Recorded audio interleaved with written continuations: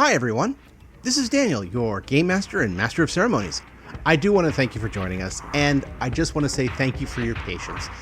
It has been a while since we were able to put one of these out, primarily because, as I mentioned last time, I got COVID, which will really make those voices hard to do. And also, for those who don't believe that COVID brain, COVID fatigue, and the cough don't persist for a long time, yeah, they do. Anyway, I also want to say thank you for waiting because I happen to live in a little town down south called Houston.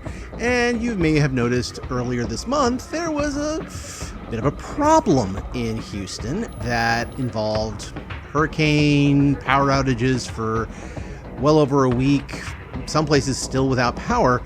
And that has delayed a lot of what we do here. So I just want to say thank you for your patience in that regard. So again, just want to let you know that we are here. We're going to continue to put out episodes. We still have plenty of episodes to put out. And now that our base of operations has power now, it's going to make things a lot easier to go forward. But also, if you want to help us out, you really want to help us with what we do and want to help support us, even though we don't have a Patreon, we don't get any money whatsoever from these podcasts because we don't want Warner Brothers on our ass, I kindly invite you to enjoy Faulty Destinies, Book 1, All the Wrong Places, now available in paperback. It's a book that I wrote that is a romance, comedy, space opera involving a man who just wants to get his job done as he gets sent on his first mission ever as an officer.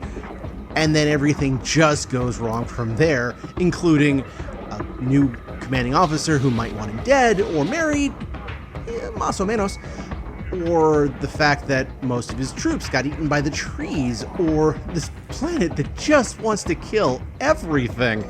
And then he finds a young woman who may or may not be the incarnation of evil, who just keeps calling him consort.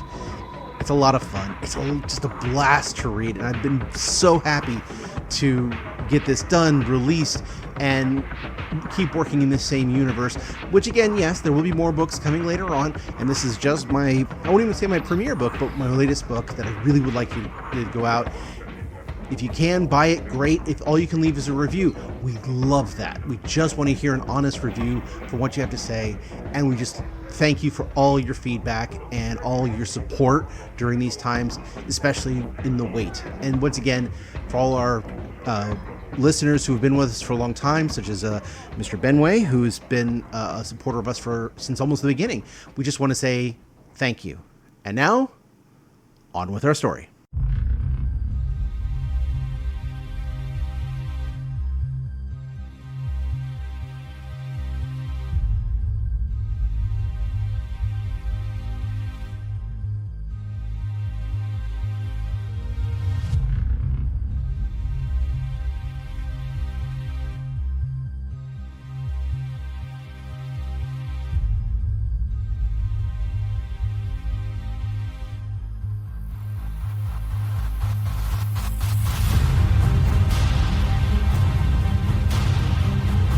This is Daniel, your Game Master and Master of Ceremony.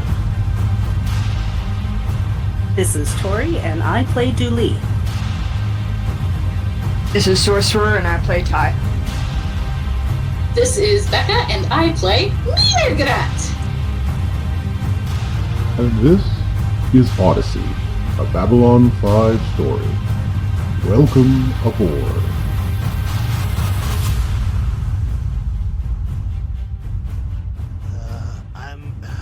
I don't care what they say. No, I'm not dead yet. Do I look dead to you? Okay, maybe around the eyes, but that's nothing. It's just a little something I picked up. You know, like this jacket and this coat. It just happens to be a lot smaller and a lot more of them. And they do funny things on the lungs. Which is why, oh look, we have a visitor. Good, you stay over there. There. More than, 6 meters? Whatever. You'll stay over there. I am not feeling the best, but I'm here. And I know that you want to hear about the Tau Marie Celestia, yes? Well, here's the good news. As our companions have been having something of a slight break as to their getting used to this new Babylon crystal, as it were. This allows us to have a nice little break too, so I can recover and deal with the other issues of production that have been coming up in recent months. I don't get vacation time, you know this, right? This is the joys of being a cinematographer. If you don't work, you get nothing. Nothing! Not even good residuals. But that is my fault. Always we need the fine print. Anyway, our team is getting used to the new Babylon crystal, which they are hoping to take back to the Tau Marie Celestia, so they actually have a chance of saving people. But while I was gone, Mugrat had a couple ideas on their own. At the same time, again, everyone's had a week to get up to speed on a few things.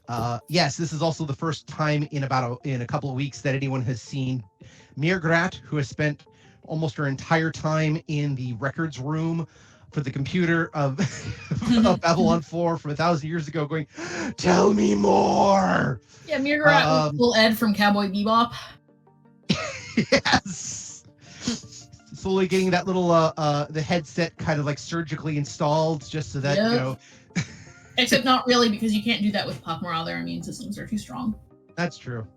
So in other words, the goggles are perfect. You just got to get them set so they're far enough away. So basically part of the ship has been disabled. Actually, the ship's pretty much been disabled because an entire part of the engineering section, one of the wings of the ship, has been sliced off with a laser, essentially. And because of that, weird things happen. People are screaming at you guys, "Why did you attack us?" And they're basically, I believe we left off on that note of people going, "Why did you attack us?" And I don't remember if there was a response. So. We didn't. Go ahead. I don't think we said anything back yet. Yep. We should probably get our story straight before we do. I mean, Ty is going to tell the truth for once because, it sounds fine. Oh, just tell them that we had a Milgram incident. They'll know what we're talking about. Basically, yeah, that's what she's going to say. Like, I'm sorry. some crazed Mimbari tried to do something dumb on the bridge. Yep. No, you know how Mimbari are. Yeah, after this trip, the Mimbari are going to have such the reputation. Sorry. Yeah, if we ever get back, it's going to be a PR nightmare for them. Well, they'll just claim that it's specifically a Vorlon-touched Mimbari that are having this problem, which is absolutely true. One was a carrier of a Vorlon as well as a lore keeper. The other one was a servant of the Vorlon given immortality to work on a project of perfection. Listen, immortality will make anyone crazy, but also that begs the question, how many Mimbari are Vorlon touched? It seems like the Vorlons have been touching a lot of Mimbari. Above the belt, of course, above the belt. I was gonna say, you say that like it's a bad thing. It kind of seems like it is. Yeah, I know. Sorry, because it can either go the, "Ooh, Vorlon's touched me," or the, "Okay, can you please show on the doll exactly where the Vorlon touched you?" I feel like it's the latter because honestly, like the results have not been good. I mean, yeah. Yeah. Oh. As I stare at my Kosh action figure. Yes, they have one. Oh, good grief. I mean, I'm sure they do. So basically, and now we begin our session. So basically, last we left off, again, Lokai had fired, dragged him off. People were screaming from the ship, but now it's official that the ship itself has been pretty much disabled. It's going to require to fix it, like dry dock or the equivalent therein for a space vessel, space dock, or a whole mess of engineers in what are they called? ESO suits? Uh-huh. The suits with jetpacks. Oh, EVA suits. EVA, extravehicular activity. Those are the people with the space jetpacks that can go off on their own and like fix stuff. Yes. Okay.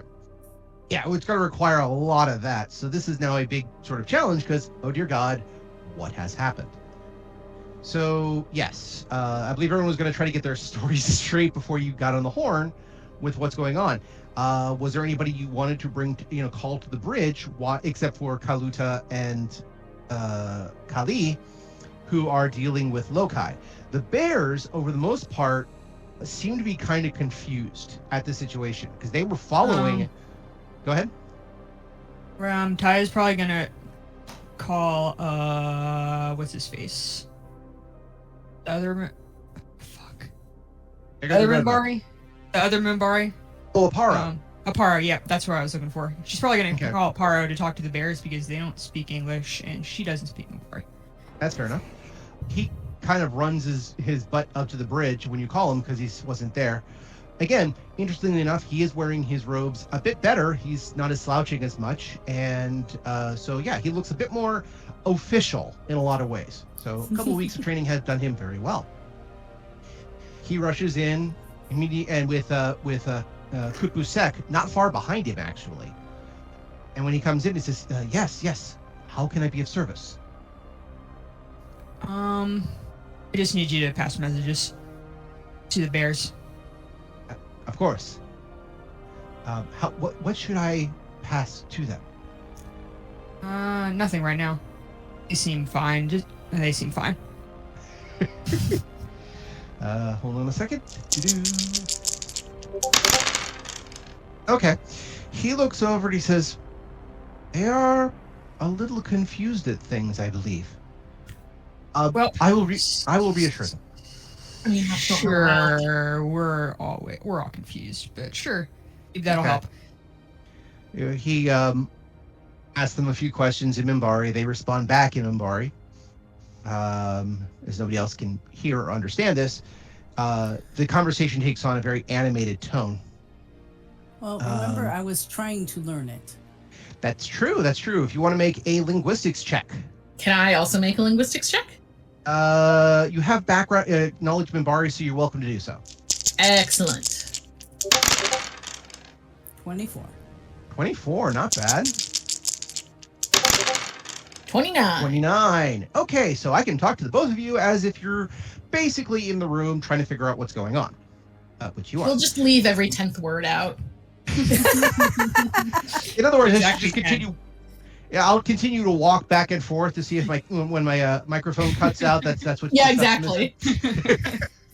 I had a DM that would do that, except leaving it out, he would replace it with some nonsensical word. So, yes, you went to the store and you got some Beelzebub, and then that is an accurate way to do things, or replace it with a word, but it's clearly the wrong word. Yeah. So, but anyway.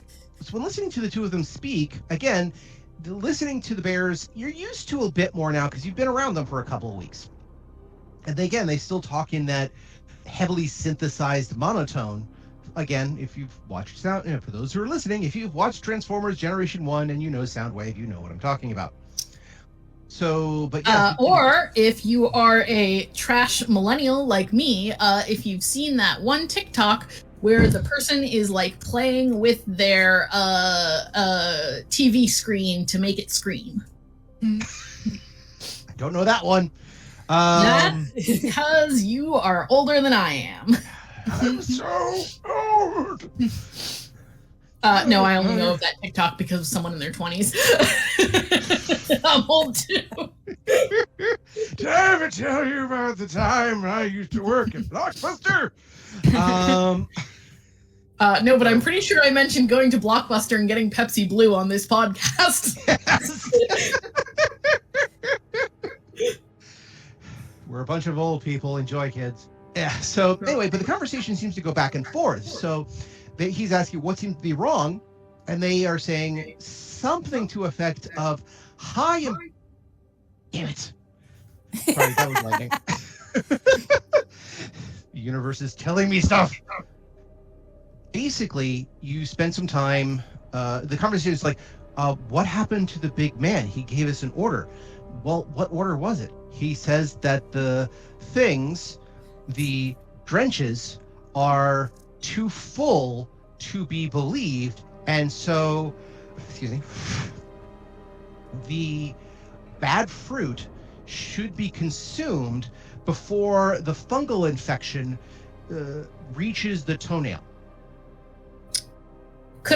I roll a knowledge biology to make this metaphor make sense?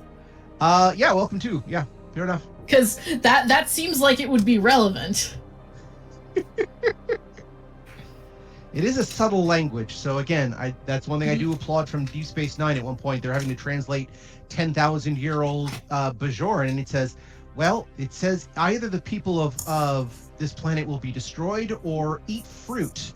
I'm kind of vague on the matter. Let's see. What was it that I saw the other day?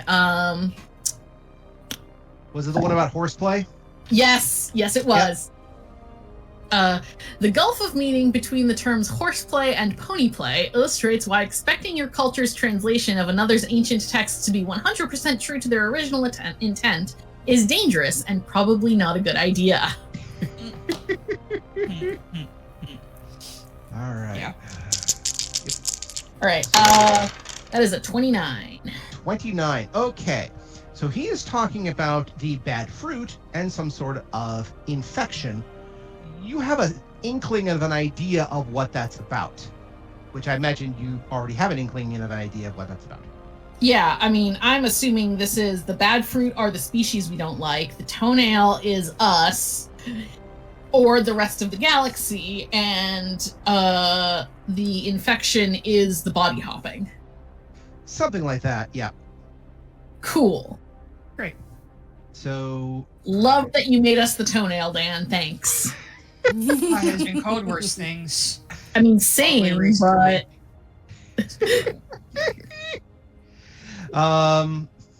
Okay, there was an old 90s video game. I cannot remember it for the life of me.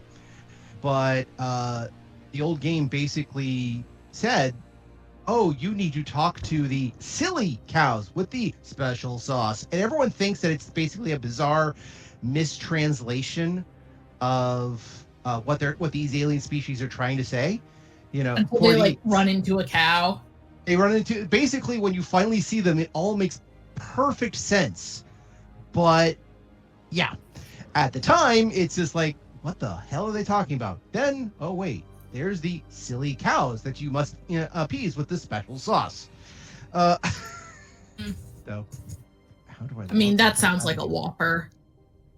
No, a Whopper is a dead cow with special sauce and lettuce and tomatoes. Fair enough. Sorry, I had to. Basically, yeah, he's tried the toenail is having some issues and should be. Well, if we get orders to deal with the bad fruit, we should deal with the bad fruit. And yet these people untouched by the greatness have requested that the bad fruit be jammed, but not destroyed. Yes, because there is some good fruit that we would like to extract before we get rid of the bad fruit. Okay.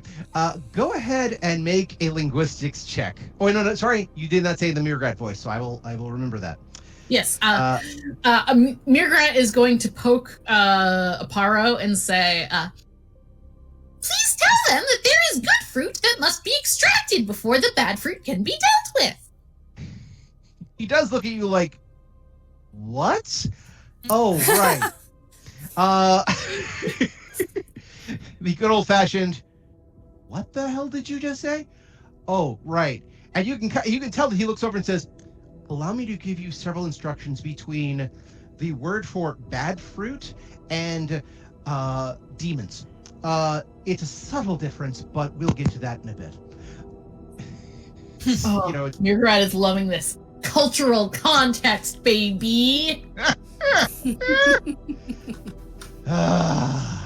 So, yeah, they talk amongst themselves about the bad fruit that has been, but the bad fruit is part of the holy quest that those who have set them upon their path, who have given them the uplifter, who have given them the model maker, who have given them the way, has decreed our problem. So how do we both fulfill the oath, the model maker's desires? For he has come to us from the great beyond on the wings of light, as was foretold, to give us the sacred mission.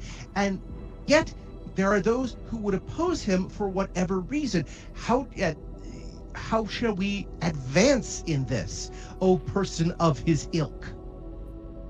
Just tell them that we are not opposing your leader. We are merely updating his 1,000-year-old information. His mission is not being sabotaged, it is merely being delayed. Extra steps have been added to make up for his lack of current contact. I will relay that information. And again, he talks. And again, this is like a great game of both Dooley and Mirgrat understand just enough Mimbari to not necessarily say the wrong thing. What? Get themselves in trouble. Yes, there will be some trouble. Like, there's a great part in Babylon 5 where Ivanova is learning Mimbari, and she says, I've got some of them. All thrusters full. Oh, God, that was so left. funny. Lingerie factory to the starboard. They were in the hallway. I remember talking about that, and the Mimbari guy who was the aide to Delin, and the ranger was there, and they both look at each other like, "Are you going to tell her?" No, I'm not going to tell her anything. I'm fair. And their excuse was even better, which was, "You're good, but you need to think in Mimbari. So might as well have somebody who can do that for you and relay." You know, because split-second decisions matter. And she says, all right, fine. She leaves. And then, I love it, the Delenn turns right to the ranger and says, now remember, tell them, if any of them laugh, they will answer to me. Yeah. So, yeah, so you're having this bizarre conversation as you're going back and forth. You have the direct translator, so you're picking a few things up. But for the most part, it's the translation that he's giving is a little strange, but again, it's Mimbari language, very subtle. And so he relays the information, and their other request is, oh, so are you also touched by the light and are one with the great holy quest? Say yes. I by the look way, over at Mirgrat. I was in By the way- Ty's voice. Yeah, I was about to say, You can't hear. Ty, though, that was brilliant. That little bit of ASMR. Yeah, yes. That was just, I have to applaud that. Bonus point there. I will have to say I have very different ASMR triggers. But this is addressed to both Dooley and Mirgrat as he does the translation, and you can hear some of this, but you're the two of you are the ones who can talk about this. And yes, Ty, once he does the translation, you're welcome to add your bit too. As he, Aparo is very good about helping with the translation, if nothing else, simply because any word that you guys missed, it's weird. So Ty is probably not actually paying attention to this and is like calling the other captain to assure him that they aren't trying to literally blow him up on purpose. Gotcha. Not all of them, anyway. Yeah, there's that. Quick, give me a diplomacy roll. Okay. 1 sec. No problem. On my character sheet, I got 4 things open. It is a good roll to make Ty do. Specifically, a good roll to not make Mirgrat do. Well, it's because Ty can talk her way out of a paper bag. Yeah, her diplomacy is 14. I'm not worried. Yeah, Mirgrat could not talk their way into a paper bag, let alone out of it. 33. 30. Oh, and a 19 to boot. 33 and a 19. Dear God. So, whipping up a beautiful, I won't call it speech, but very, we're terribly sorry. We had an incident here. We don't, again, we have dealt with the problem. We're fine. We're all fine. Everybody's fine. How are you? They had Mimbari on board. He went full Milgram. Except for, some stuff about, mutiny and like a Mimbari and understandable stuff. You know how Mimbari are. Well, at this point, male in Earth Force. Yeah. Now, granted, if you said Mimbari to the former captain, she would have gone, "Oh, you're fine then." This one, he's like, "Okay, I think I get it based on previous current experiences, but we'll just run with that. Fine, no problem." He's like, "Okay, so I'll get a damage assessment going. We'll see what we can do. But we need to know what's going on with this other ship that I can see on the sensors that is that Babylon 4? Well, sort of. It's like Babylon 4, except made of... Crystal. It's a very long story, which we will be happy to tell you, but not over the radio. Understood. All right, I will send out a repair crew will do an assessment. Keep an eye on that screwed up Mimbari you have. Oh, we locked him up. Don't worry about that. Okay, that makes me feel better, but still. Save my first rodeo. Come on, Captain. He laughs. He's like, it's been that kind of trip. You know, he actually looked. You could hear him over the comm system, not the full video. But actually, no, there would be the full video. And he looks. You could see him look down at his wrist, going, "We were supposed to not only make our way to their destination, but 3 other planets and be home in the next 2 weeks. So it's been a while. It's been a rough trip. So yeah, I don't think we're ever going to get back to the colony." Well, call you later. We'll discuss that. We'll send a vessel, or we'll get a shuttle to set up rendezvous. In the meantime, I've got a ship to stabilize and an entire passenger list to keep from panicking. All right. Luck. Out. You can tell very quickly that there has been, from the chatter, it dies down a little bit on the radio, but immediately the captain, again, he has stepped up to his role in ways that kind of go, you just want to stand up and go, well done.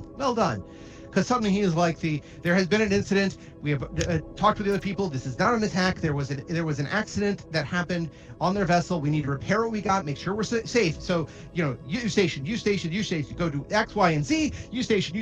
I need you there, and I need this, and this. Go, do. I will keep monitoring for the situations and adjust as we get more. But I'm going to need the backup power source amplified and take all power away from the engines to make sure we're not leaking anymore. Done. Go.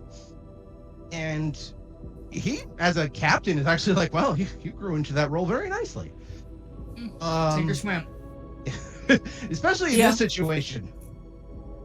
This isn't sink or swim. I put you in the water to see how you do. This is sink or swim. Oh, by the way, we hit an iceberg. Well, then you better fucking swim. He's doing fine. Yeah. Swim or find a door that more than one person can lay on. Yeah, so you're looking at this going, okay, that's at least fine. Julie and Mirgrat are with Aparo talking to the bears. The bears seem to be seeing... That's right, you didn't actually respond back to the question from the bears yet. Oh, we should do that, I guess. Yeah, Ty ain't part of that, so... Yeah. So how do you respond? I don't know. Does anyone aside from Ty Dooley know about the whole quest thing that Dooley got from what's his nuts? Nope. Just Dooley. So I think Mirgrat's just going to kind of like fidget uncomfortably for a moment.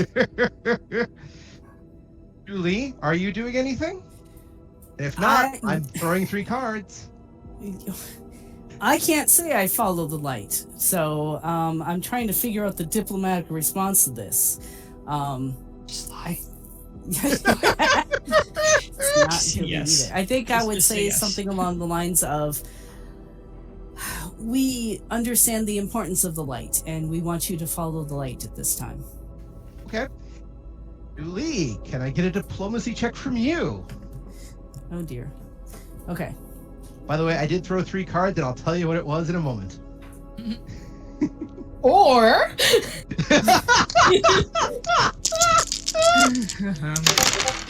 I love that. I love the... Oh, wait! Don't do the cards! I got something! I rolled a whole 14. Okay. So, not a great explanation. This is a new situation for you. You're going through a translator. So some of your, diplomacy isn't exactly the best, but managed to get the point across, and just see on the other side. That much. Here we Oh wow. You got very lucky. They're cynical. Yeah, they rolled a 13, you rolled a 14. So you won, but you had a plus 10, they had a plus 2. So again, they accept you at your word. They're not going to just go, "Ah, yes, brother!" Boom. You wouldn't want that from a giant metal panda anyway. That's how you get like a serious confusion. It's either that or you need a tetanus shot. Yeah. But, and not just a panda, 6-limbed panda. They actually kind of walk like centaurs. Oh, that's terrifying. Jesus Christ, Dan, I didn't need to know that. I told you guys that a while back. You just forgot it. I must have scrubbed your pandatars from my brain. Yes. I wonder why I would have done that in self-defense.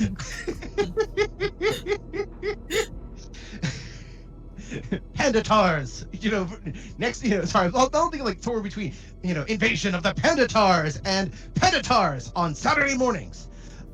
Anyway, they don't seem entirely convinced, but they don't entirely reject it either. They're kind of the whole, okay, we'll take you at that word for the moment until we hear otherwise. So, see what we get. Well, I guess it's our job to make sure they don't hear otherwise. Good enough. This is how Ty lives her life. There you go. So they do say, understand? We will take this as read. But we follow the model maker in all things, for he is the one who elevated our group, our society, to what it is now. And to that, we will acknowledge that though he has been touched by the gods, though he has been elevated and presented to us with the sacred mission, we also recognize that as an immortal being, it does not necessarily mean he is infallible, or this is not part of his plan for the next great model of creation. So we will accept it for the moment, but you can just tell this is some guy who looked at you and said, "So you tackled Jesus and you sent him off to Pilate. Okay, okay, all right. So nothing bad's happened so far. We'll see how this goes." So first thing, Jesus 0, Mirgrat 1. I think that might get edited out. No, I don't know. I'll have to leave that in the podcast, unfortunately. Wait, I mean, like, why would that? Oh. Taken out of context, Listen, I accidentally tried to schedule an electrolysis appointment on December 25th because I forgot it was Christmas. I am Jewish, y'all.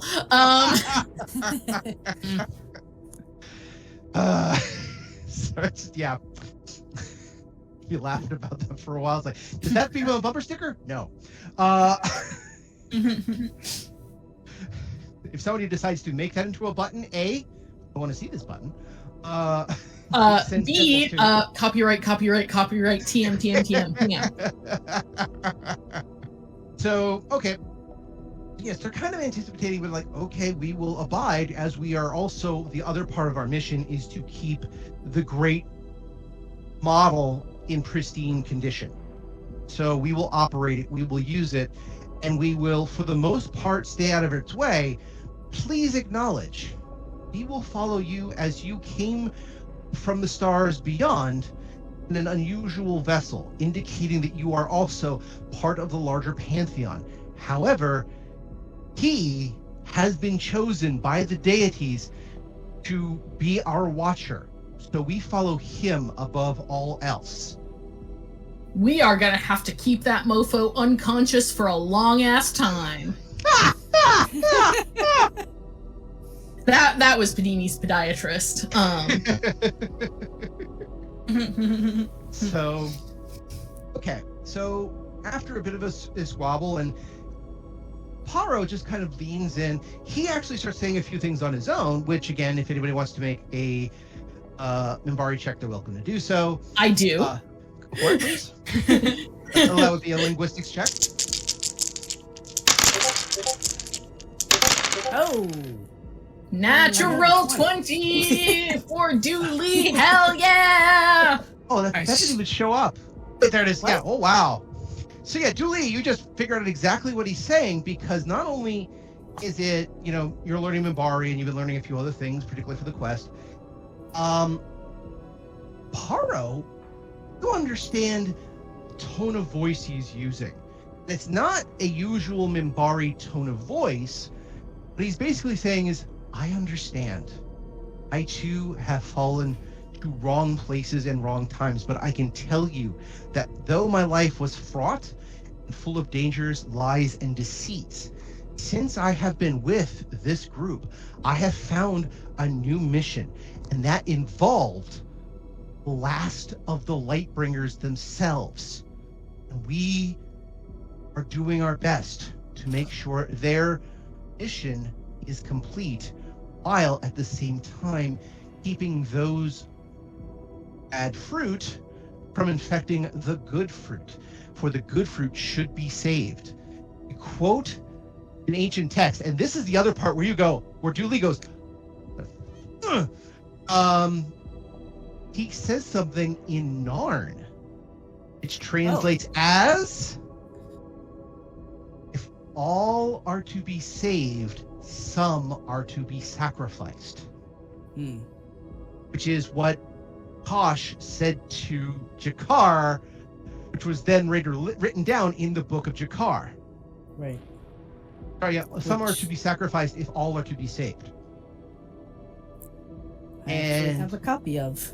Yes, you do. And so they kind of nod and they understand, and they say, so we must help Model Maker purge the flawed models out, but keeping the viable resources viable so that they too may build models of their own in the correct wishes of the light.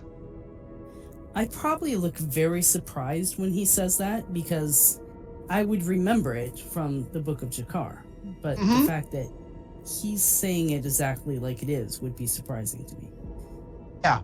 The fact that the guy that you all took as a poser, as he was, is now quoting from the Book of Jakar and other sacred materials, while at the same time giving kind of a heartfelt speech about himself. Now, he's not doing it at anybody's suggestion, but the fact that, and I think that's probably one of the reasons why for Mirgrat, you rolled a 3 in your linguistics, so you didn't quite catch it, because it was a Mimbari speaking Narn. Excuse you, I rolled a 6. 6, excuse me. I saw the wrong.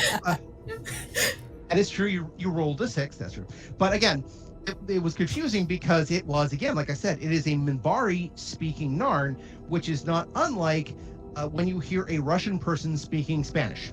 The accent is still there, and it kind of is weird, but it works.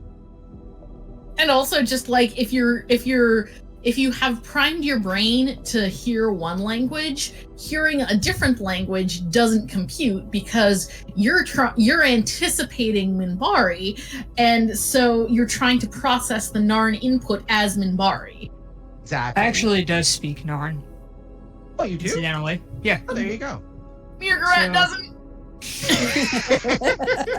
Kai catches this and looks very concerned, because she does not have any particular interest in religion, so she does not know that this is a quote and thinks it might be a threat. Given what just happened.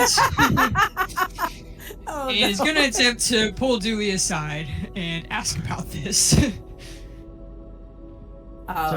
So you pull me aside. Oh, he's quoting for the Book of Jakar. I'm surprised he knows of it. Oh. It's, okay. Good. I assumed we were going to have to lock up all the Mimbari on the ship now.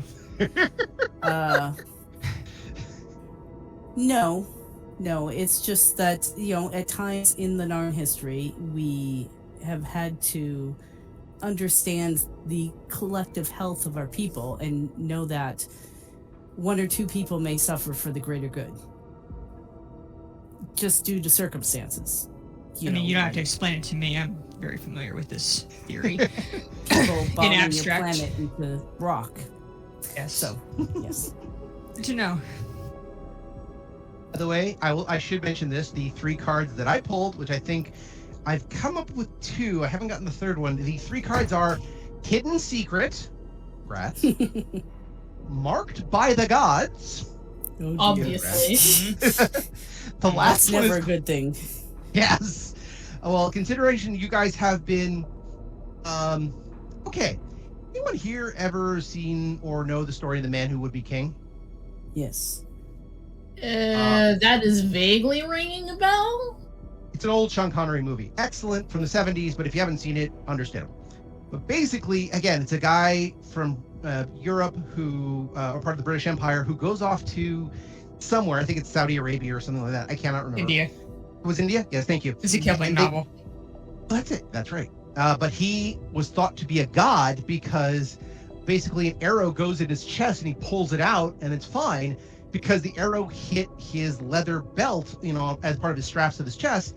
And so he was fine, but everyone saw it as him taking a mortal wound and just, pulling out the bullet and said, this is nothing. And they went, he's got to be a god. Down, bow.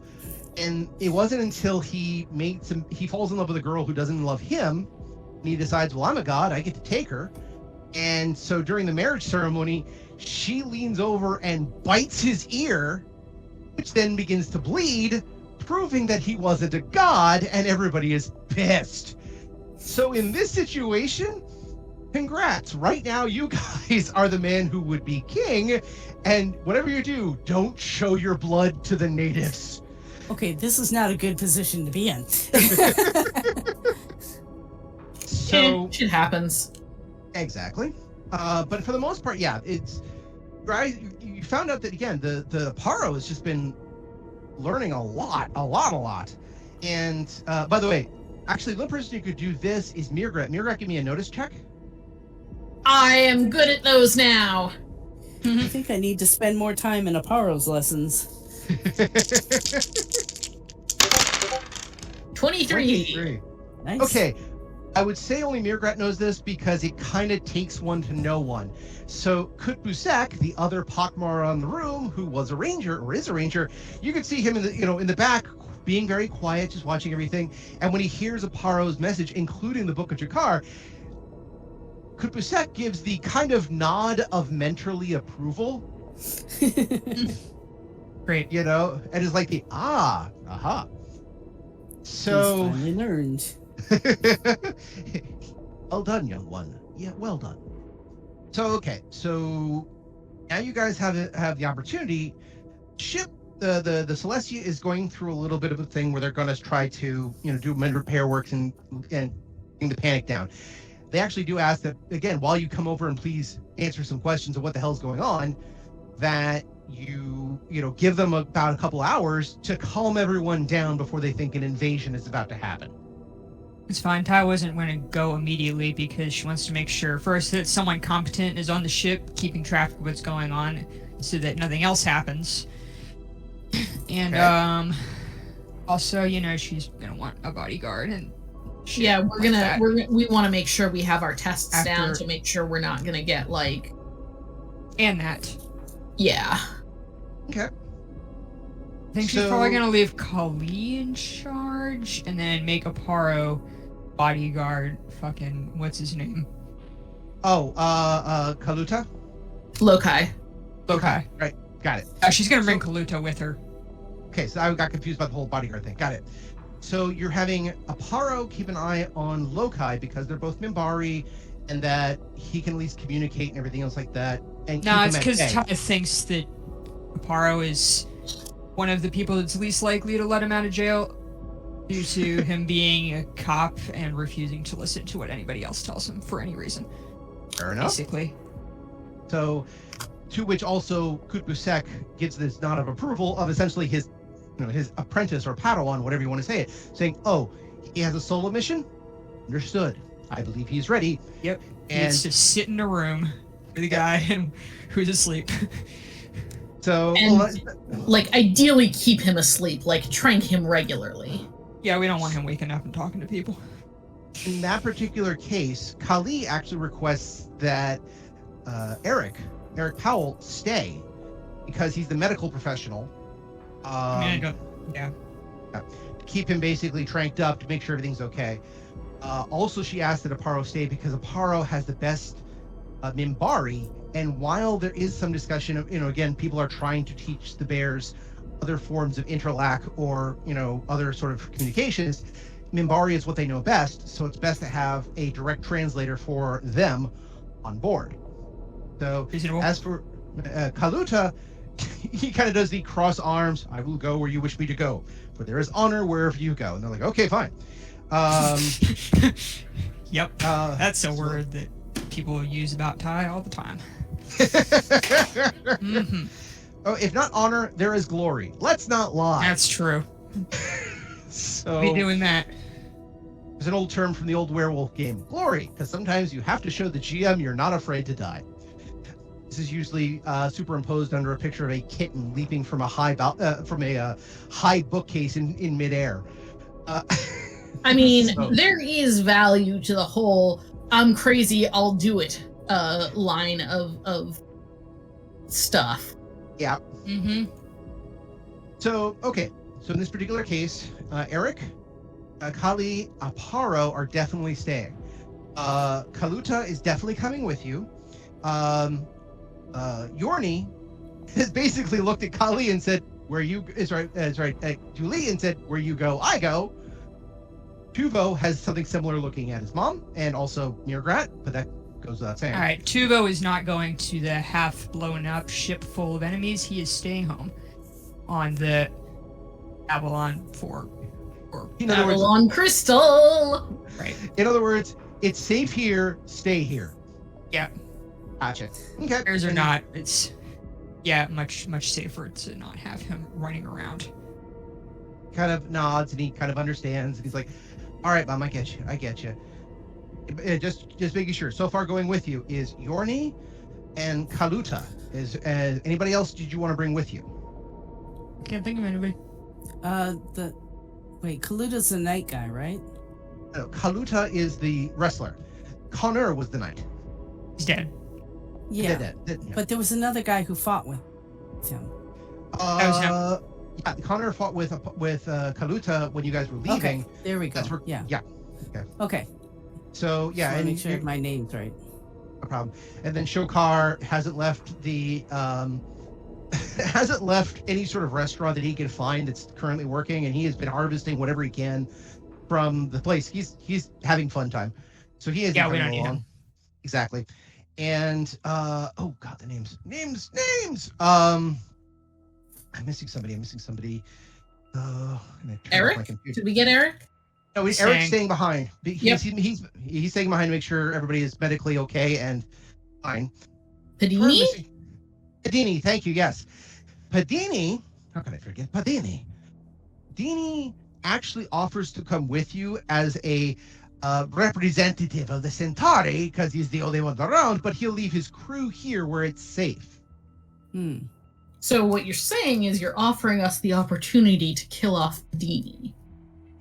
As the person, considering he's telling the story, just recognize dramatically, no matter, you could shoot him 37 times and somehow or another he's going to make it to the end of the story. Plot armor, noted. Exactly, because again, who else is telling this story at a bar to people who are listening? God, what if they cloned him? Or even worse, The doctor calls that a static point in time. Yes. Well, also it could be worse. They could have uploaded his consciousness into a Mimbari system, and thus he's actually not really there. He's just kind of a hologram there. Oh no! What if they uploaded his brain to Dodger? Unfortunately, that would get a really weird ride home, as he realized Dodger is essentially going through puberty. Yeah, no, I don't think any of us want that. So, anyway, after getting everything prepared, make sure everything is taken care of. The bears, again, as said before, they've given their quote unquote loyalty to you so long as Lokai is not drastically harmed or does not turn against you. Yeah, he's gonna be sleeping for a while. Yeah, he's gonna get a good nap in. So okay, I feel like I'm missing some. I don't have my sheet up, so I can't see. All right, fine. Anyway, I know it'll be like, oh wait, that a while back. Anyway, so yeah, so Padini's offered to come with you. You can reject him if you so choose. Sure, he can come. Who cares? Okay. Maybe he'll accidentally get left behind. I am surprised that he's coming, but maybe he'll accidentally get left behind when we go back. You know, oopsie daisy. Yeah. It could happen. All I keep thinking of is if he gets left behind or otherwise stranded on a planet or whatever, then that means the story. I have to find another voice or get one of you guys to start doing our intros and outros. So that's where we left our Padini. But that is convenient but hilarious. Exactly. Well, technically, we're getting up to a season finale with the thing, and technically, I should have another person doing our intros and outros, going by the Babylon mentality. But it's too much work. I don't want to deal with it. Fair enough. So, anyway, so the 6 of you board. Now, do you guys go on a shuttle or do you guys go on Dodger? We are going to take Dodger because Ty does not trust any shutter pilots or anybody else to not be a bug. Okay, no problem. So seems like reasonable paranoia. Fair enough. So Dodger is all excited to go simply because Dodger has been in the docking bay for a while and is like, oh, space time! Woohoo! Yeah, I need to install some like video games on that thing or something. It's a ship. It's used to being docked for, and again, it was, in that hatch for God knows how long. But at the same time, you can tell when it's like, oh, we get to go out now? Yay! Yeah, it's like a dog. It needs like, I don't know, like one of those little things that you can put treats in, and then like if you spin the thing, the treats come out. Yeah. I mean, we're talking about a bioship that's going through adolescence. So like, if we don't want Dodger like joining 4chan or whatever, we need to get them some healthy activity. Yeah, we need to get like an Xbox or whatever. Just no Call of Duty. He'll learn all so many words you don't need him to hear. I'm sure he's already heard them from Ty, the captain. So yeah, I mean, I learned all my swears from my mom. Yeah. I lived in New York. I learned by walking around. New York, where the word "fuck" is not a swear; it's a comma.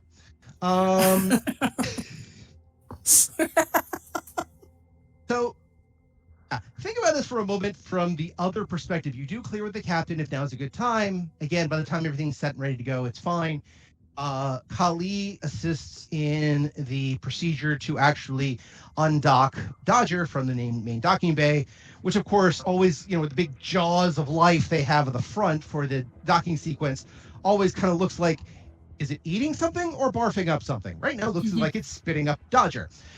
But again, comes out, no problem. But from the point of view of people who are looking in from the Tau Marie Celestia, here is a ship that showed up out of nowhere. It looks an awful lot like an ancient lost vessel that shot at them, disabled them, and now this weird bioship thing, this trilobite of possible death, ejects out of the front and is heading towards them. Now, I mean, Ty would have told the captain that they're not coming in a shuttle, they're going to bring their own ship. That's all she would have told him, but again, that's the thing. The captain would acknowledge that and says, "Okay, it's a different ship, no problem."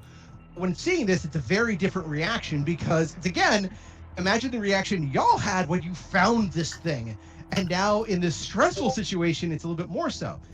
Good news is that again, captain's on the bridge. He makes sure nobody open fires on you, but you do come in carefully into the docking bay and dock with the Tau Marie Celestia. Then the hatch opens. Below are the captain, Edlund, the technomage, the first officer, who's Mimbari, whose name I cannot remember for the life of me right now, and a few other individuals, including the 2 psychops that you guys had met earlier, and the 2 archaeologists you guys had met earlier, and oddly enough, one Mimbari who looks like at one time a long while ago was wearing very rich robes, but he had a worker cast crown or head ridge, whatever the hell it is, the bone Crest. Thank you. He's also there and like I said, as well as an Abai, part of the Abai delegation. The Abais are very matricentric. So you think one of the higher end Abai are actually there as a kind of welcoming committee. So I'm gonna tell Dodger not to let anybody on board except for the 3 people that came with us. Obviously, Dooley and Murat. The rumble of "I understand, and I will only open for my new family" rumbles through everybody's feet. Oh, we're family! Sorry, that wasn't the Murat voice. That was being just a parent before. me thinking Dodger is adorable. The giant trilobite of death is so adorable. Giant trilobite of possible. That's true. And like Ty said, she has been a parent before, so she's like, I got this down. So you come up again, the captain, Miller. He looks over. Most of them are kind of shell-shocked by the ship itself. They're like, what is that? It is a ship, obviously. That is your salvation, so you had best be nice to them. You can see that kind of, you can see that shake of my reality is getting shaken up, but I don't have time to deal with this. So it's that kind of sucking on the lip welcome for to a the second. fucking club. It's that beautiful scene of just pause, sucking on the lips for a second, turning their head to the side, and then closing their eyes and nodding like, okay, let's move forward. Yeah, not worth arguing, bucko. Yeah. So he says, good. Now we've managed to maintain some form of order on the ship. Everything's been very quiet for quite some time, as we've been telling you. So please, right this way. And, he tries to lead everyone towards first class in the conference center area. Edland, of course, approaches Yorni for a second, and he draws his hands in the air, and she responds in kind, and she immediately just looks over at Dooley and says, "It is just a greeting. Do not worry." Not worried. Bullshit.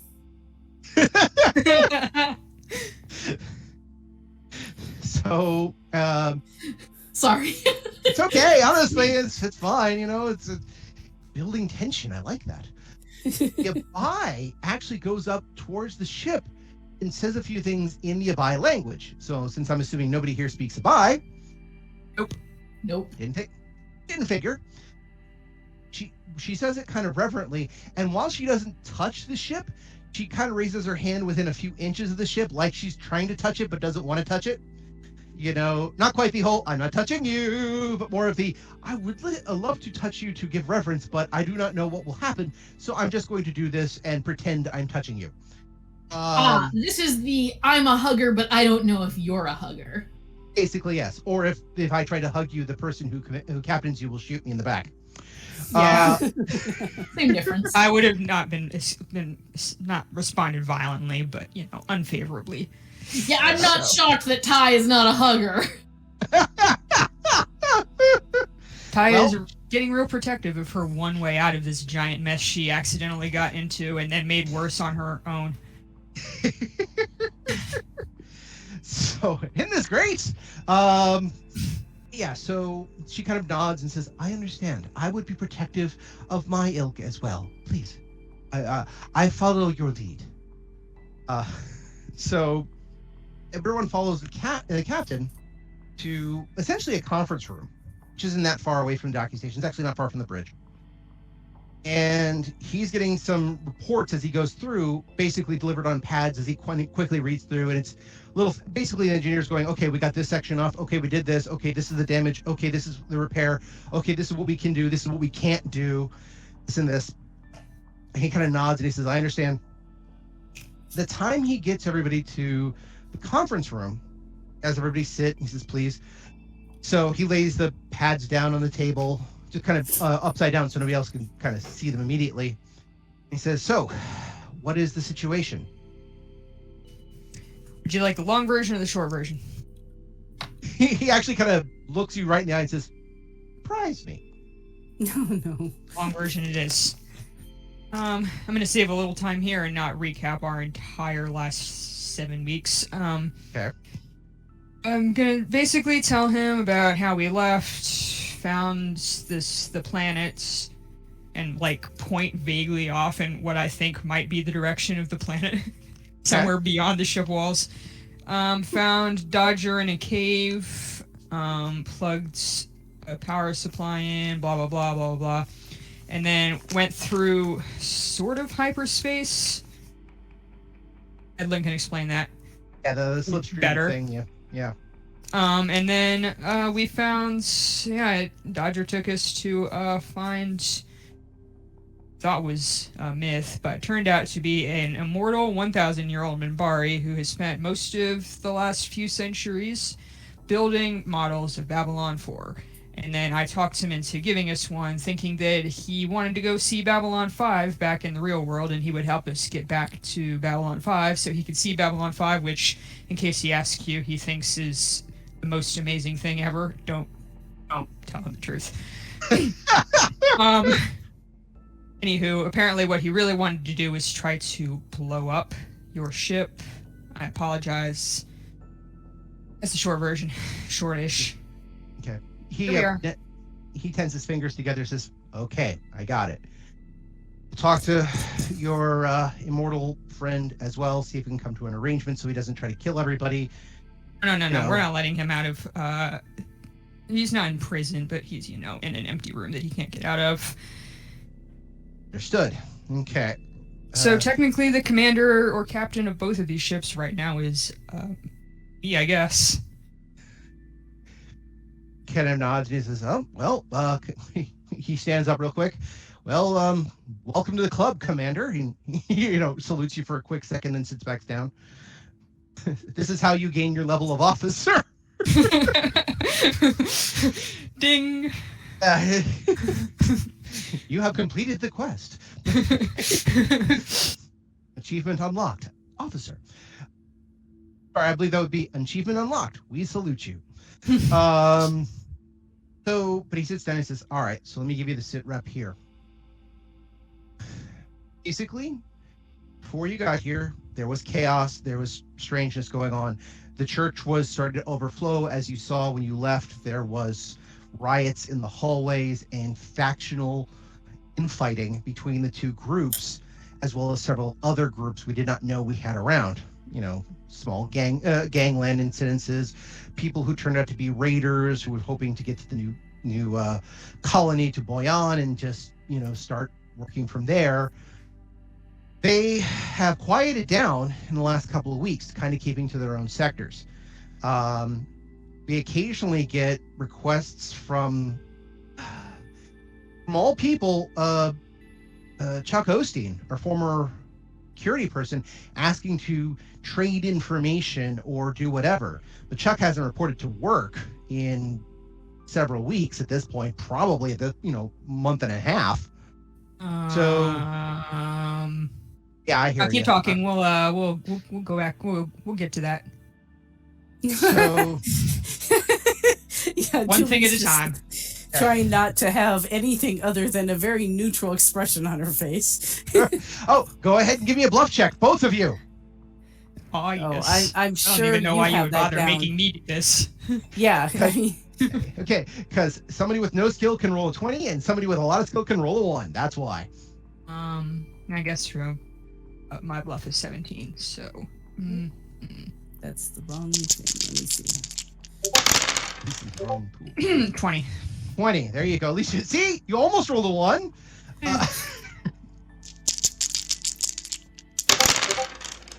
And 27.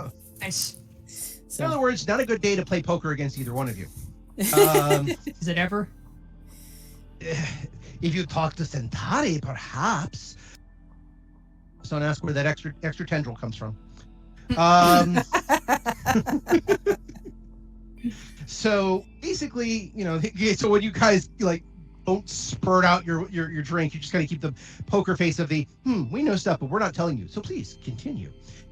So he says, look, we've managed to get the colony down there. It's surviving enough, but it's not great. We're having some infighting down there as well amongst people looking for resources and so forth. And we found out the moon that we colonized predominantly has several living species on there, at least 4 of which we've been able to identify as predators to humans or human type creatures. So again, could we survive there? Yes. Would it be like going back to the Stone Age? Probably. But it's something we could do for the short term. However, he kind of looks out, kind of in the proximate idea of where Babylon Crystal is, and he says, and then there's that. That is, that's a space station.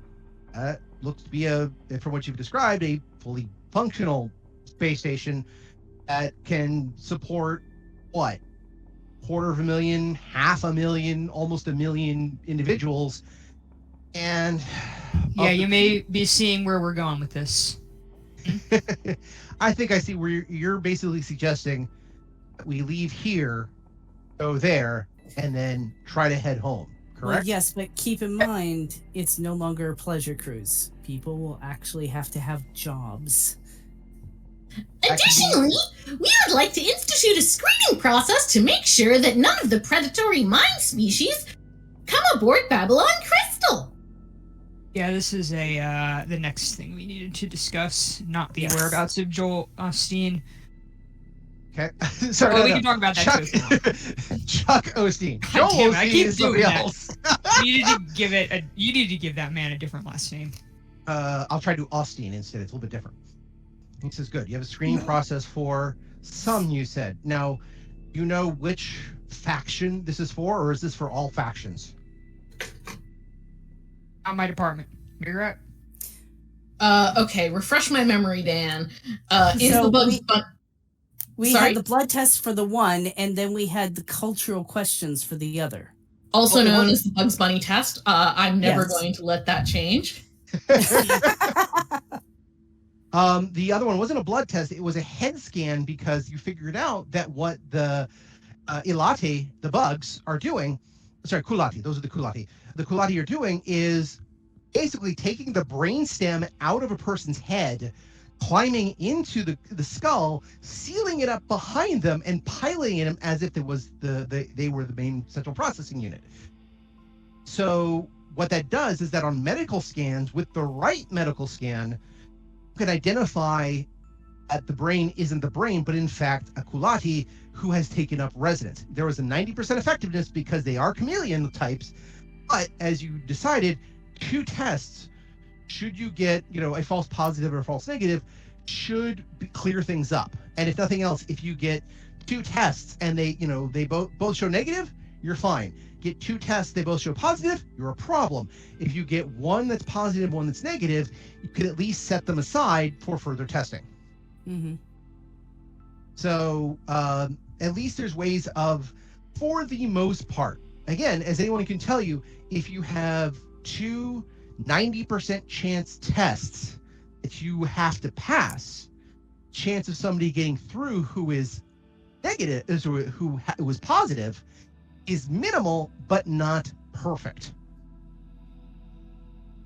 I mean, are the Kulati going to...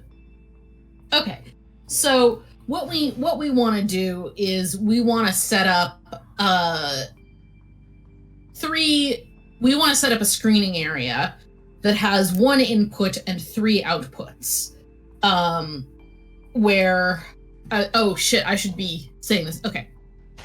Take a breath, get your vocal cords warmed up, and go. We should set up a screening area that has 1 input and 3 outputs. The first will be for people who have been positively identified as carrying one of the as carrying one of the parasitic species. These people will be left on this ship to float in the galaxy eternally, one will hope. The second will be people who have been identified to a reasonable degree of certainty to be free of any parasitic species. They may take up residence on Babylon Crystal and participate in building a new utopia there. For the third, these will be people who will require further testing. They will be subjected to a barrage of additional tests before being sorted into one of the previous two options. Kind of nods and he says, "I think that can be done." We should probably use our people to run these things, not because we don't trust yours, but we don't trust yours. Someone's gonna have to explain this to them, though. I understand. I believe the hardest part will be not letting the individuals who have been infected by one of the parasitic species become aware of what is going on and attempt to sabotage our system or beat the tests. Yeah, well, good thing we have some metal animals that I doubt the bugs can infect. We should be sure that is impossible. Well, now that you mention it, I believe I have a resource here that could be of use. Okay. I am extremely trepidatious as to what resource Padini is going to provide us in this scenario. Ty looks extremely dubious. Well, I keep a close eye on my performers. We are kept together at all times, so we make sure that if there is any issue, it is not spread amongst the group. Also, he's talking about VD, isn't he? Oh, he's not just talking about VD. He's also talking about socially. Again, you have to stay. If you're filming what he's filming, while technically legal, is still frowned upon in several parts of the universe. So it's not like he has to, he can't just say, "Hi, we're here to film pornography. Who would like to be involved in our orgy?" He cannot say that. I mean, ideally, that should be the case, though. Like, there's nothing wrong with being a sex worker. Well, exactly. But, again, we're talking about the sociology of number of species and how they view certain things. That being said, he says, but also my group are very loyal to me. I can vouch for them, absolutely. And they've been with us on the entire journey. So they are the excellent candidates to do the testing. Also, as a performer of, in some worlds, let's just say, possibly illegal or immoral art, we know how to be quiet about this. We can get a situation to scan everybody quietly, contained, and make sure that everybody is dealt with before the word gets out of what this is really about. Yeah, I guess you can tell them you're, casting for a new movie or something. I don't know. That sounds entirely reasonable. Would be surprised how fast people are willing to talk to you when you start discussing extra pay rates, or hi, we need to screen out extras, or make sure that we have your signed consent to be in a film, as we have been filming all through the various places. And when they find out exactly what I am, they come quickly to make sure either A, they signed the form to say they're allowing their likeness to be in this video, or most likely they are coming to make sure their face is never shown on video ever again. So, with that being said, I have ways of addressing this individually. This can help. There might be others who will be able to assist in this particular way, but that is what I'm suggesting for the moment. I want to make sure Bedini earns his rights of passage, as well as getting good footage. You're gonna make me like Padini by the end of this, aren't you, Dan? Seems reasonable to me. Good. This on my station, but not a problem with this. That seems like an excellent idea. Please prepare your documentary crew. It is a documentary crew in some regards, but I will go into that later. By the way, if you know any... No, the pak'ma'ra. I will talk to the pak'ma'ra later. So, with that being said, I will otherwise together. I will not be alone without any here to make sure that I am not otherwise yanked away as a third act villain would take away a initial person and hypnotize them or brainwash them into becoming an ally. I will keep with you people at all times so that you know I am safe, and then I can know they are safe, and then you know they are safe. Yes? Good. He then immediately sits back on his chair and puts his boots up on the desk. Can I just say, I love that you've constructed this world where porn has third act villains.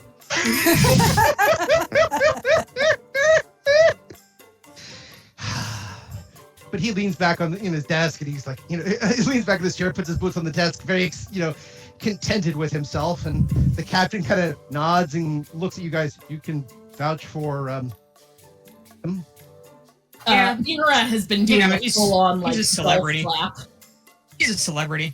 I'm sure you've seen him on TV at some point. And to which he looks you right in the eye and says, No, I haven't. With please stop talking. Yeah, that answer is what tells us 100% that he has. I want to make a joke about Space TMZ, but I can't formulate it, so we go on. My first thought was like some kind of like People versus Larry Flynn nonsense. But...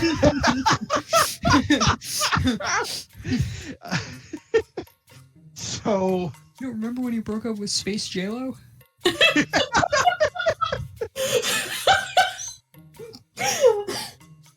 Sorry. Okay. That's both amazing, and my brain immediately went to something in my own canon, which I believe is absolutely true. The band Gwar, which is again that horror metal band that you guys may know. They've had changeover in bandmates, including their main singer, who died of a heroin overdose, and they brought in another person who was continuing with the band for a long time. I'm of the opinion that not only in 2263 does Gwar still exist, but it's still on tour. Okay, but the corollary to that is, if that's the case with Gwar, that's also the case with Rednecks, the Swedish dance pop group that did Cotton Eye Joe. Quite possible. Are they still active? I think they were actually for sale. Okay. Believe it or not, Gwar did a TED Talk. I'm gonna have to Google Rednecks. So anyway, any band that could switch its members out without too much difficulty, there's a good chance if they're not around, a cover band of them is still around. Let's not lie. Although Rednecks is still going. By the way, the phrase "all Mimbari Beatles cover band" just sprung to mind. So anyway, as everyone kind of vouches for him, the captain kind of goes, "Okay, so we have that part taken care of. So at least we can scan for the Kulati, as Flint has addressed this to me." Of course, I have no problem. We've got that all taken care of. The other faction, the church, will be harder to scan for. As you mentioned, you have the asking of questions. Hopefully that is effective, but we have not seen the study on that one. So we will do the best we can with that. Mirgrat, can something be done psychically with the church people? I mean, can you scan? Don't you have cameras outside? Don't you have cameras outside it? Security cameras? Record who goes in and out? We have some security cameras. And by the way, I'll get the other people's question in a second. We have some security cameras, but that doesn't determine who's all part of it. They could be doing proselytizing or other work outside of the church itself. I guess. As for if you guys wanted to check if something psychically could happen, that would, and Lee is asking Mirgrat may make a telepathy check as a science rather than actually as a skill. You know what I mean? No. Well, let's put it this way. Do you have knowledge telepathy? No, I just have telepathy. Okay, that's what I mean. So we're going to treat your telepathy as a knowledge telepathy skill to see if something either hypothetical could be done to see if you could determine who is who. So you want me to use my int modifier instead of my charisma modifier? Exactly. I can live with that. That gives me 2 more. So should I do that now? Please. All right. Since the question was asked, I might as well answer it.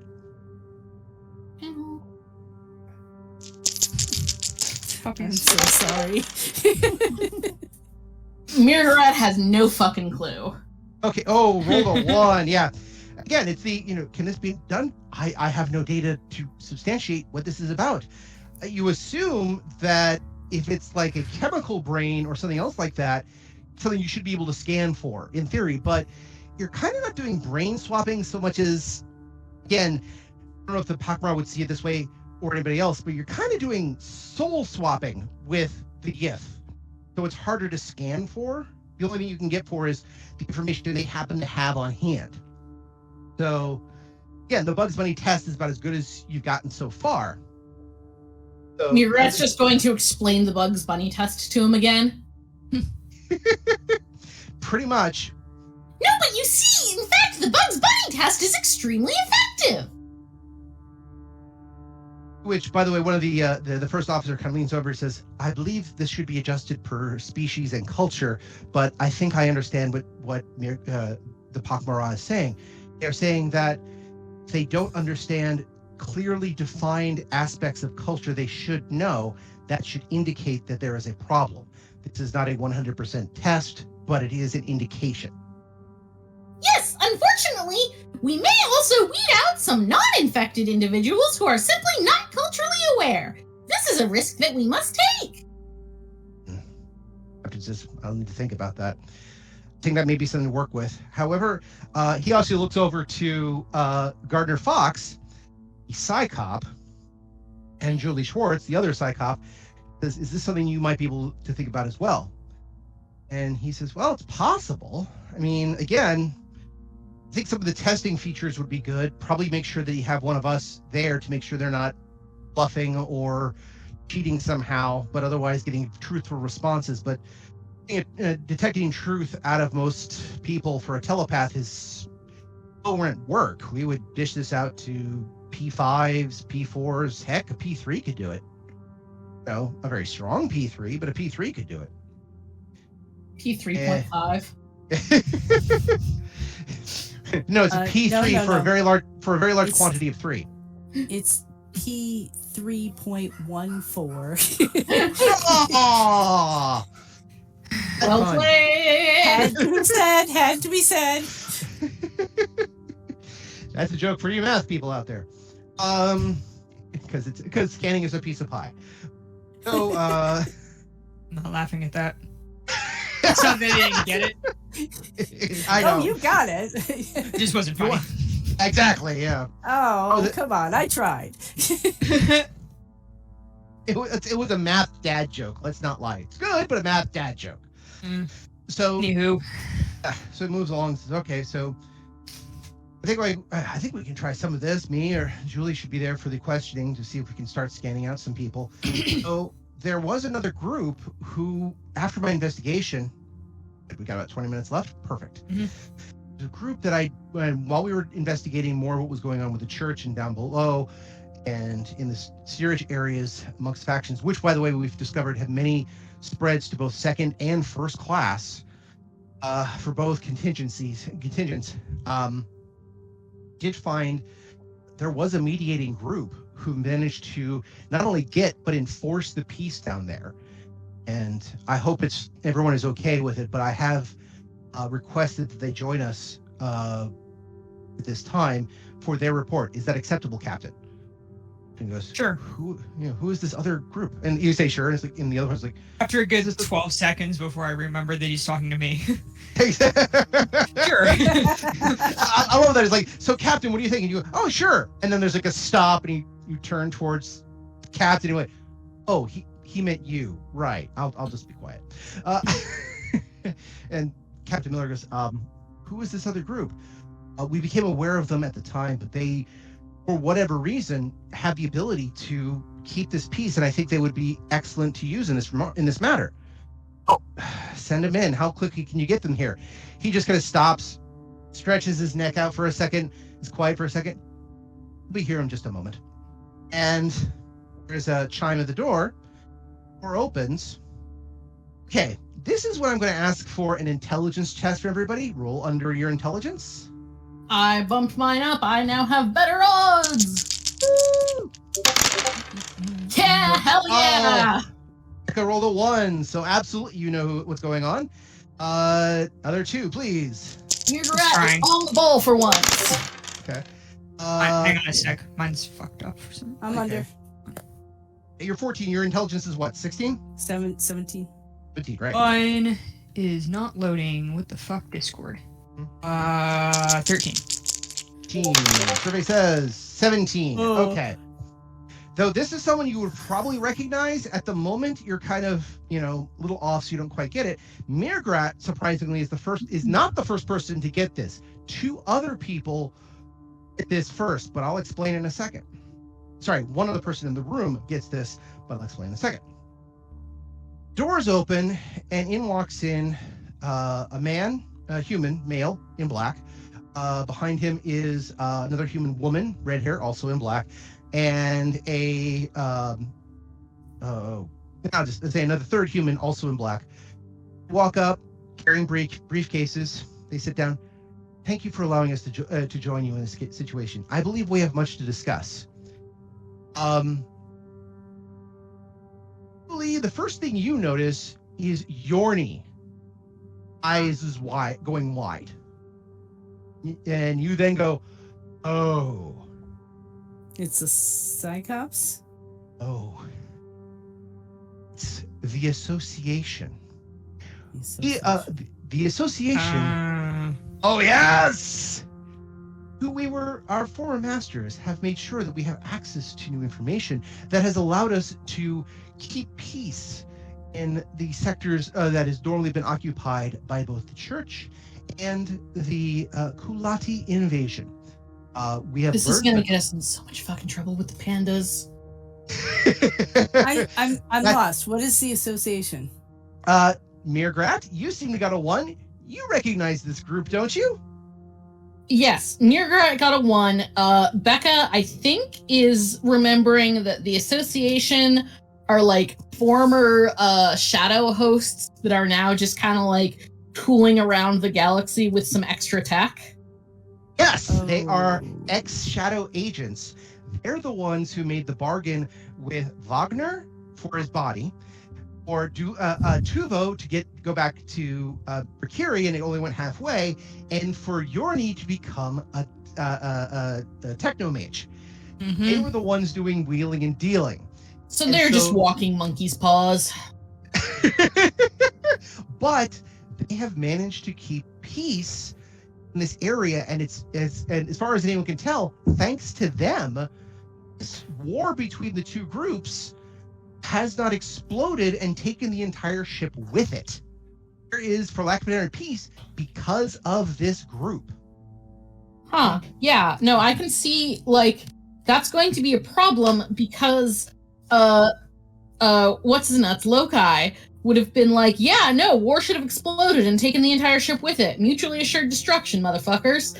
And now we're going to be like, no, these former shadow agents have prevented the Kulati and the Yith from destroying each other. They're totally on our side. We're fucked. I see absolutely no reason why we should tell either of those groups anything about them. It's not like they're here in the room. That's fair. One of them is asleep and the other ones can't speak English.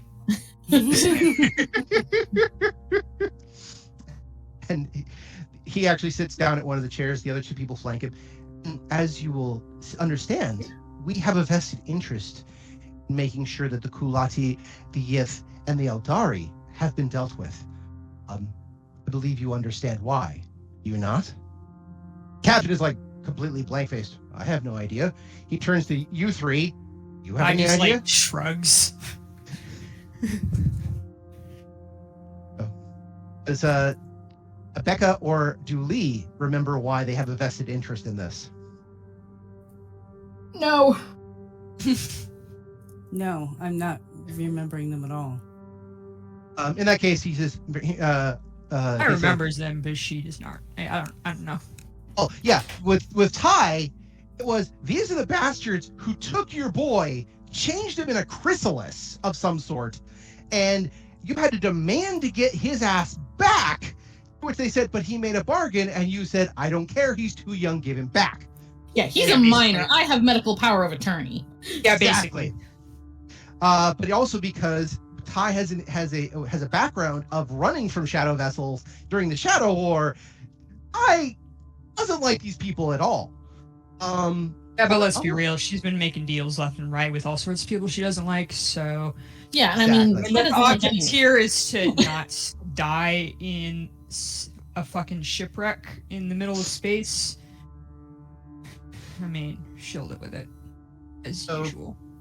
He explained, our former employers, our former associates, had a distinct dislike of the Kulati, and we have decided to continue that tradition.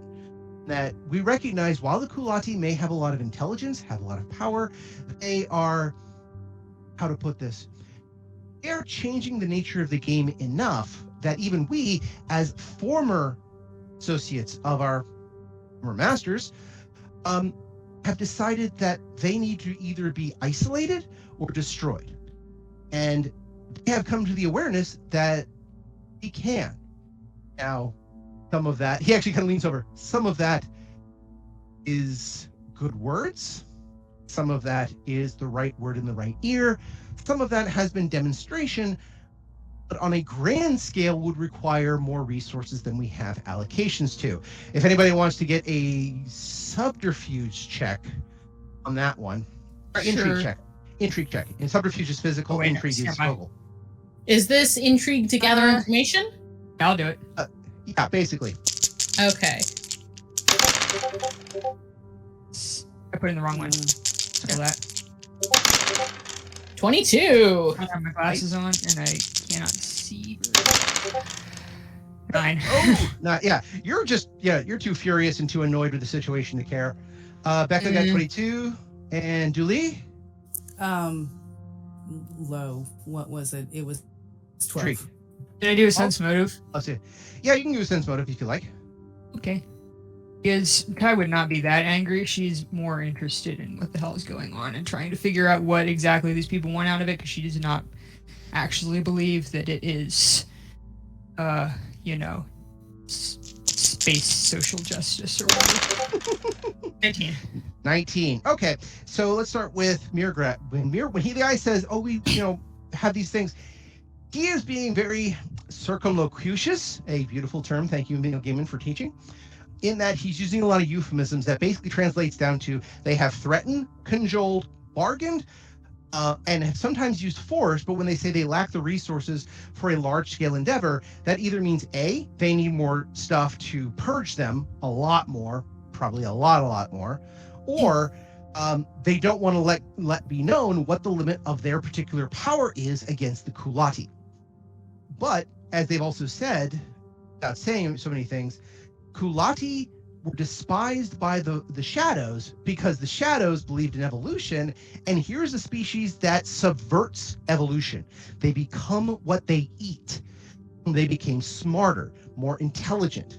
And that's one of the reasons the Shadows tried to destroy them and missed. Because these guys were just so hard to kill, they could actually survive the vacuum of space. This is some stuff that Mirgrat would remember from the communication. It would probably cause some, I would say bleeding of the nose, but you don't have a nose, so you get the idea. Yeah. To remember. No, I'll just assume I take like 1d4 of damage or whatever. Exactly, yeah. Do you want me to roll that? Nah, don't worry about it, because combat's not a major thing at the moment, but we'll just keep that in remember at the moment. But yes, basically you would start, hemorrhaging a little bit as some of that memory just starts coming back to you about the Kulati and how the Shadows hated them. Then says, the associate says, but as for the Yithians, well, that's a different story. But the Yithians understand. They could work with the others and make things work. They cannot work with us, and they know it. We also have a few more resources to work with. If someone is willing to come down with us to steerage, we can show you said resources we can work with.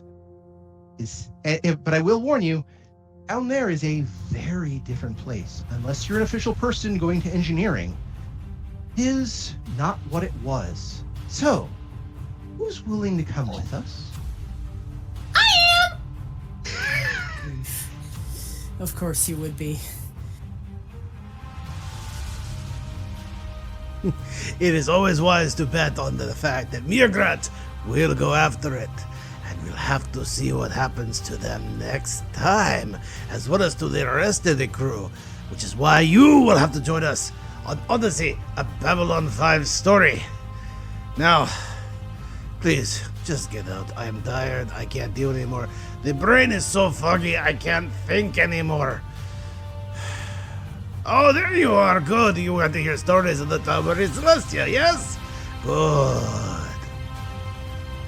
And that's where we're in for this week. I want to thank everyone for joining us and hope that you continue to join us every 2 weeks for another episode of Odyssey. If you have any questions, comments, constructive criticisms, or just want to say hi, then you can find us at temporalplaygrounds.com/Odyssey or email us at temporalplaygrounds@gmail.com or find us on Facebook, Odyssey, a Babylon 5 RPG podcast, or Reddit, r/OdysseyB5. Babylon 5 was created by J. Michael Straczynski and is owned by Warner Brothers Domestic Media. The Babylon 5 role-playing game was produced by Mongoose Publishing utilizing the OGL gaming license for D20. Our audio engineer is Gabriel Belden. Our theme music, Titan Striker, was composed by Evan King. Incidental music provided by Tabletop Audio at tabletopaudio.com. All other music provided by Creative Commons license and is available of information on our website. Once again, I am Daniel, and I thank you for joining us on this grand adventure. Good night, and keep dreaming.